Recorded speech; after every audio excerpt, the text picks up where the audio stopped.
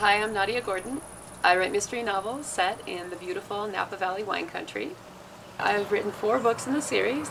Book 1 is Sharpshooter, Book 2 is Death by the Glass, then there's Murder al Fresco, and Lethal Vintage. Despite the incredibly beautiful surroundings and the delicious food and great wine and that lovely lifestyle, still somehow people do manage to commit murder. And when they do, Sonny McCoskey, our chef and heroine, is there to figure out exactly what happened and bring the bad guys in. And we're here today on a beautiful sunny day, soaking up the ambiance and also doing a bit of research for my next book. I'm exploring Sonoma Square, where I know certain scenes will take place. I have an interest in the historical buildings of the Sonoma Square, which I think is not only beautiful, but it has history going back to the Spanish mission there and early colonization. When I do research, I walk around a place, I get a sense of what could happen there. I look for whatever clues might come to me.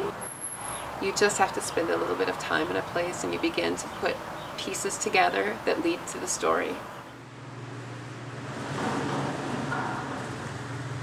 You know, when I'm out scouting around and the day gets a little long, I'll actually pack the mini cooler in the car with a few OatShakes just to extend me for an hour or two.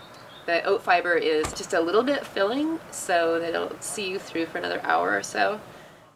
I was having coffee in the Sunflower Cafe on the square. As I was leaving, I noticed that the head of a sunflower had been chopped and dropped into the fountain, which I thought was rather odd.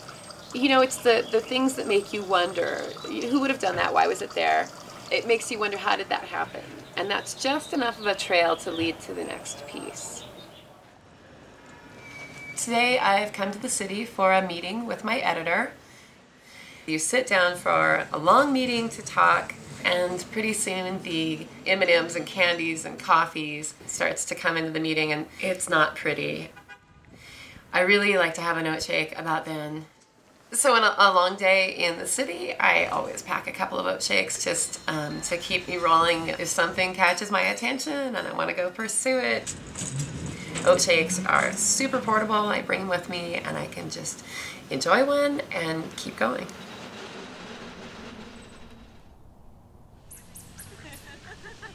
I always, of course, have to imagine where the body falls.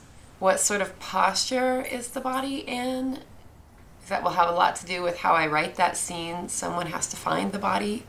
Also, even though someone who is technically dead won't be feeling anything, if I assume the position, I can perhaps experience something of what those final moments might have been like.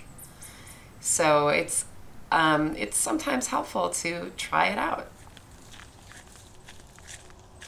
The OatShakes are incredibly delicious. They have a very nice flavor and a nice creamy consistency, and it's nice that it's a whole grain.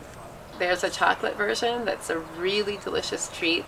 There's also a fruity OatShake that I like to put in my smoothie in the morning.